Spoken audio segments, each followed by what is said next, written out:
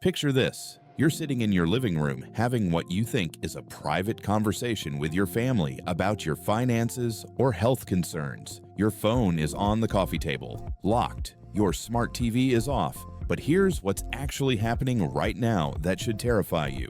At least 3 devices within 10 feet of you are actively listening, recording snippets, and sending that data to servers you'll never access. And the worst part, you paid for these surveillance devices and invited them into your home. Let me tell you something that's going to change how you look at every piece of technology in your home. These devices are designed from the ground up to collect data about you, gathering as much information as possible while making you believe you're in control. But here's the thing nobody tells you. Those privacy settings you configured, they're mostly theater, giving you the illusion of control while real data collection happens through channels you never knew existed. Your smart TV is probably the most invasive surveillance device in your home right now, and most people have absolutely no idea what it's actually doing because they think turning it off means it stops watching and listening. But here's the shocking reality that manufacturers don't want you to know. Smart TVs from Samsung,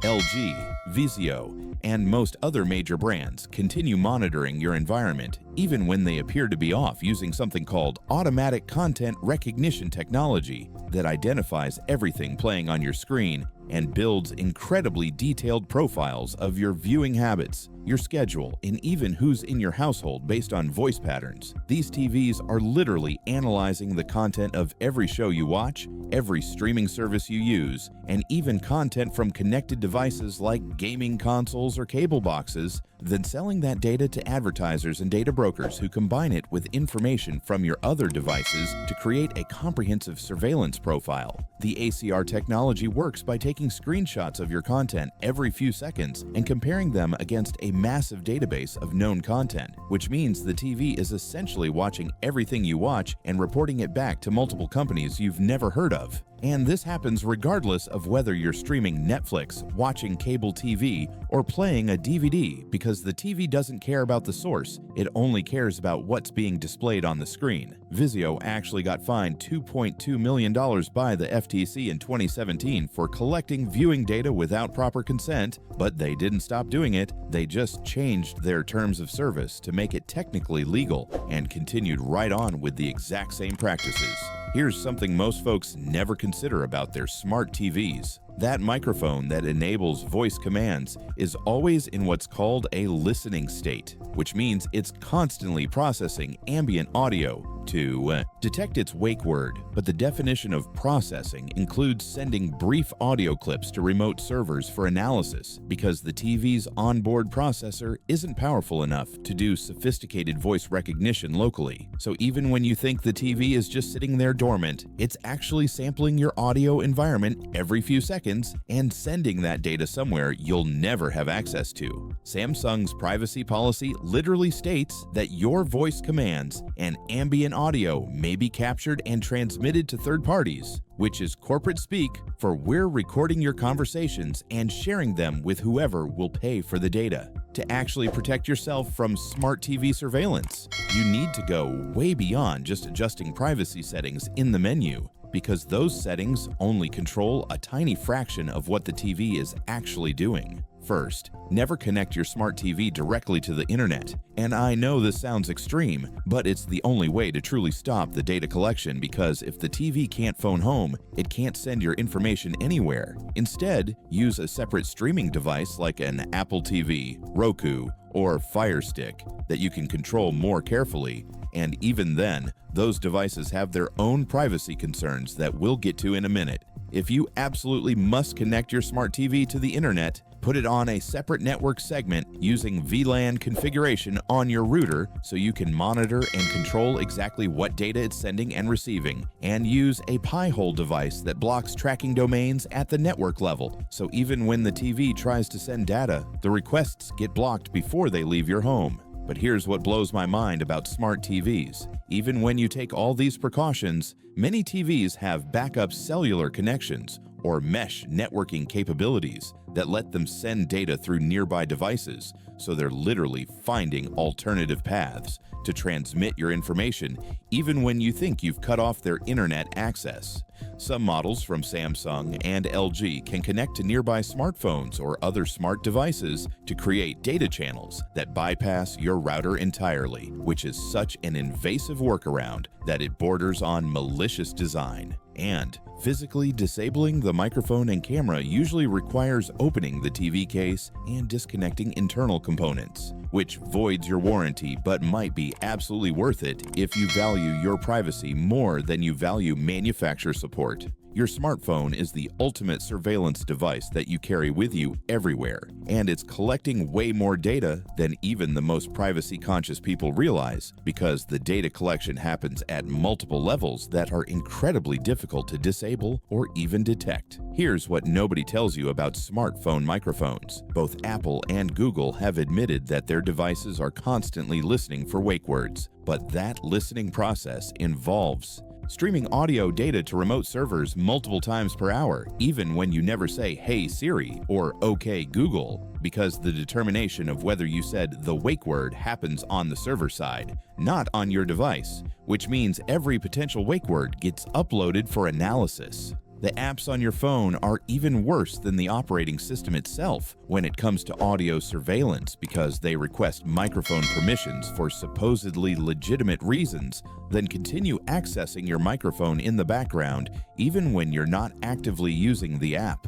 Facebook has been caught multiple times activating device microphones when users weren't even using the app. And while they claim it's a bug or an accident, the pattern happens way too consistently to be unintentional. Instagram, TikTok, and countless other apps use what's called ultrasonic beacons that emit sounds above human hearing range to track your physical location and associate your devices with specific places and activities, creating incredibly detailed maps of your movements and behaviors that advertisers use to target you with scary precision. Here's something that catches people completely off guard about smartphones: that personalized advertising you see. That's eerily specific to conversations you just had. It's not a coincidence, and it's not magic. Your phone is absolutely listening to your conversations and using that audio data to serve targeted ads, even though the companies involved technically deny it, because they're using these incredibly sophisticated semantic analysis systems that don't store the actual audio recordings, but extract keywords and context that get fed into their advertising algorithms. So when you talk about needing new hiking boots and then immediately see ads for hiking gear, your phone really was listening to that conversation, processing the audio, extracting the relevant intent, and triggering ad campaigns based on your spoken words. Protecting yourself from smartphone surveillance requires a multi-layered approach, because there's no single setting that stops all the data collection, and even the best privacy settings still allow significant tracking that most users never realize is happening. Start by reviewing every single app permission on your device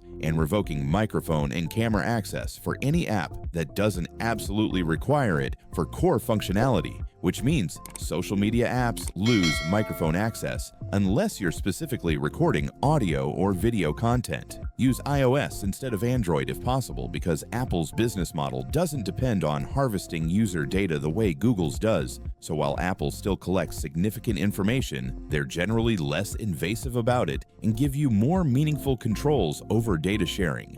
Install apps like Privacy Pro or Guardian that monitor which apps are accessing your microphone and camera in real time and alert you when unexpected access happens. Because seeing exactly when your phone is listening creates this incredible awareness that changes how you use your device. Keep your phone in a Faraday bag when you're having sensitive conversations, or even simpler, just put it in another room entirely, because physical distance is the most reliable privacy protection. And consider keeping a separate burner phone for sensitive activities that has minimal apps, no social media, and gets powered off when not in use. while using your primary phone for all the tracking-laden apps and services that you can't avoid but want to compartmentalize away from your private life. Smart speakers like Amazon Echo and Google Home are basically voluntary wiretaps that people are paying Amazon and Google to install in their homes. And the amount of data these devices collect is absolutely staggering when you actually look at what they're recording and where that information goes. Here's the thing that should terrify you about these devices. They're not just listening for their wake words and then recording your commands. They're constantly sampling audio from your environment to improve their voice recognition algorithms, which means they're capturing and analyzing snippets of every conversation happening near them, even when you think they're in standby mode just waiting to hear Alexa or Hey Google. Amazon actually stores every voice interaction you've ever had with Alexa on their servers indefinitely, unless you manually delete them. And even then, Amazon retains what they call de-identified versions of those interactions for their machine learning systems, which means your voice recordings still exist somewhere in Amazon's data centers even after you think you've deleted them. And here's what blows my mind about this. Amazon employees and contractors regularly listen to random Alexa recordings to improve the AI, which means actual human beings are hearing your private conversations, your arguments with your spouse, your discussions with your kids, and your confidential phone calls that happen to be in range of the device. Bloomberg reported in 2019 that thousands of Amazon employees listen to audio clips captured by Echo devices, and while Amazon claims they've improved privacy protection since then, the fundamental practice of human review hasn't stopped. Google Home devices are just as invasive, but in slightly different ways because Google's entire business model revolves around data collection and targeted advertising. So every interaction with your Google Home feeds into their massive surveillance apparatus that tracks you across devices, services, and physical locations. Google actually cross-references your voice commands with your search history, email content, location data, and purchasing behavior to build these incredibly comprehensive user profiles that they monetize by selling access to advertisers who want to target people with your specific characteristics and behaviors. So when you ask Google Home about the weather or to play music, that interaction gets combined with data from your Gmail, Google Maps, Chrome browsing history, and Android phone to create a detailed understanding of your daily routine, preferences, interests, and vulnerabilities that advertisers can exploit. The practical solution for smart speakers is incredibly simple, but most people refuse to do it because they've gotten so dependent on the convenience these devices provide. Just get rid of them.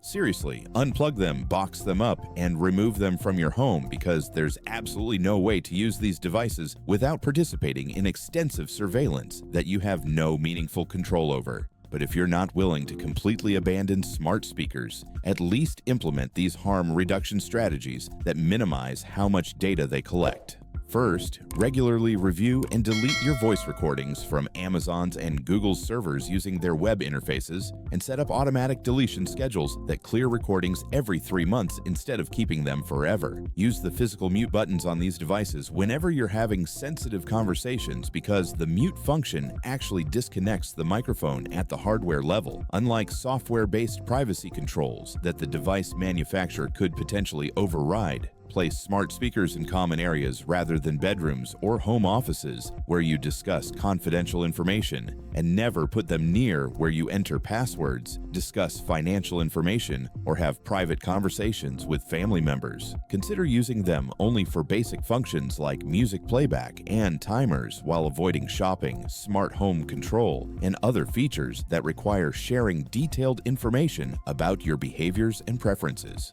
And seriously consider if the minor conveniences these devices provide are worth the massive privacy invasion they represent, because most people realize after removing smart speakers that they don't actually miss them much once they're gone. Your laptop's built-in webcam and microphone are surveillance tools that can be activated remotely without your knowledge or consent. And this isn't paranoid conspiracy theory. It's documented reality that's happened repeatedly to thousands of people. Here's what nobody tells you about laptop cameras. Malware, hacking tools, and even some legitimate software can activate your webcam without triggering the indicator light that's supposed to show when the camera is active, because that light is often controlled by software rather than being hardwired to the camera's power supply, which means sophisticated attackers can disable the light while still recording video. The FBI's own hacking tools include capabilities to remotely activate laptop cameras and microphones without the owner's knowledge. And if the FBI has these tools, you can be absolutely certain that criminals,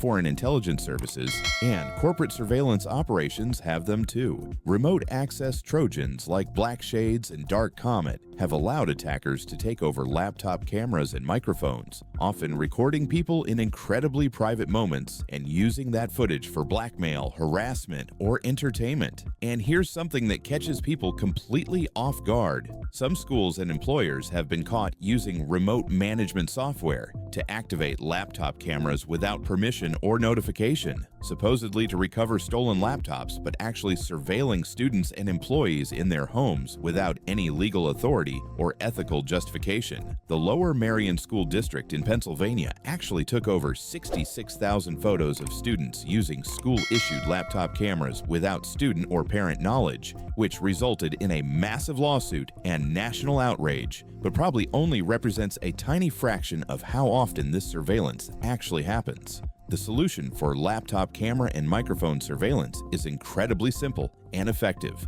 which is why it's so frustrating that more people don't do it. Put a physical camera cover over your webcam, and there are dedicated products like C-Slide or Spy-Proof that attach to your laptop and slide open or closed. Or you can just use a small piece of opaque tape or a sticky note that completely blocks the camera lens. Mark Zuckerberg famously has tape over his laptop camera and microphone jack. And if the CEO of Facebook feels the need to physically block his computer's surveillance capabilities, you should probably take that as a sign that these precautions are justified. For microphones, the solution is slightly more complicated because you probably want to use your microphone sometimes for video calls and voice recording. So consider using an external USB microphone that you can physically unplug when not in use, rather than relying on the built-in microphone that's always potentially active. Go into your operating system's privacy settings and review which applications have permission to access your camera and microphone, then revoke permissions for anything that doesn't need these capabilities for legitimate functionality. On Windows, you can actually disable the camera entirely in Device Manager if you never use it, which prevents any software from accessing it until you manually re-enable the device. On Mac, System Preferences lets you control camera and microphone access with fairly granular controls, though Apple's permission system is still less transparent than it should be about what's actually being accessed and when. And seriously consider the physical positioning of your laptop, because even with the camera covered and microphone muted, the keyboard can pick up audio through vibrations, and sophisticated algorithms can reconstruct conversations from video of keyboard typing or analysis of the subtle sounds keys make when pressed. Smart home devices like thermostats, door, locks, security cameras, and connected appliances create massive surveillance networks throughout your home that most people never think of as privacy threats because they're focused on the functionality rather than the data collection. Here's the thing about smart thermostats like Nest and Ecobee. They're learning your schedule and routines by monitoring when you're home and when you're away, which temperatures you prefer at different times of day, and how your energy usage patterns correlate with your activities. Then sharing all that information with the manufacturer and often with third-party partners, including utility companies, advertisers, and law enforcement agencies that request it.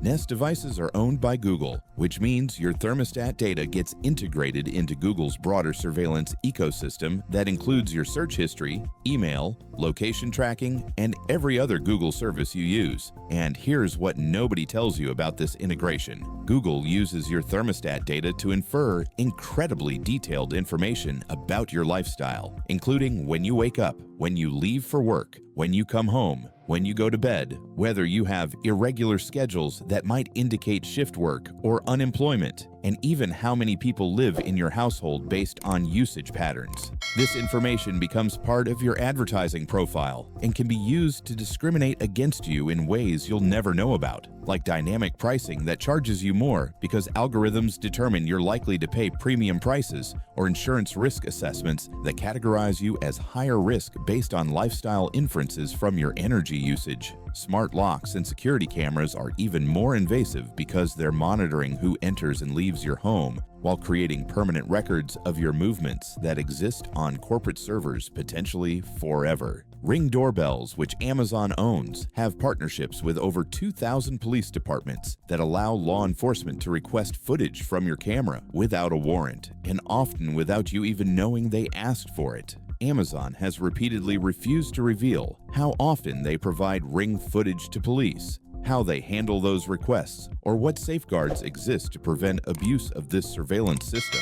And here's something that should absolutely terrify you about connected security cameras. They're fundamentally insecure devices that get hacked constantly, giving strangers access to live feeds from inside your home. And security researchers have repeatedly demonstrated how easy it is to compromise these devices and monitor people without their knowledge or consent. The practical approach to smart home devices requires ruthlessly evaluating whether each device's functionality is worth the privacy invasion it represents, because most smart home devices provide marginal convenience improvements while creating massive surveillance vulnerabilities. For night thermostats, consider using programmable models that don't connect to the internet at all, because manually programming temperature schedules provides 90% of the convenience of smart thermostats without any of the data collection. If you must use smart thermostats, at least segregate them on a separate network VLAN and block their ability to communicate with external servers, except for essential firmware updates. For security cameras, strongly consider local-only systems that record to network-attached storage on your property,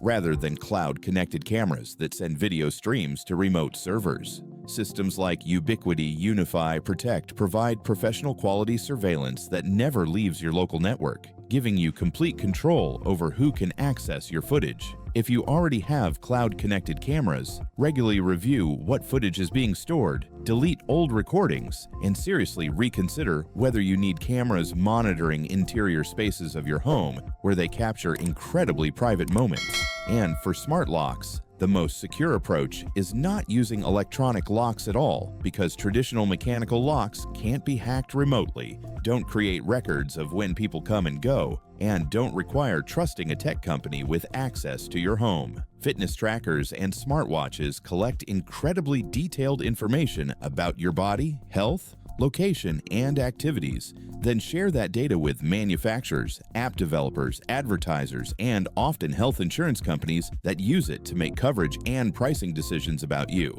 Here's something most folks never consider about devices like Fitbit, Apple Watch, and Garmin watches. They're monitoring your heart rate continuously throughout the day and night, tracking your sleep patterns, recording every location you visit with GPS precision, and analyzing your activity levels to build comprehensive profiles of your physical health and daily routines that reveal way more about your life than you'd ever voluntarily share. Fitbit got acquired by Google in 2021, which means all the health and location data now flows into Google's surveillance apparatus, where it gets combined with your search history, email, and every other data source Google has access to.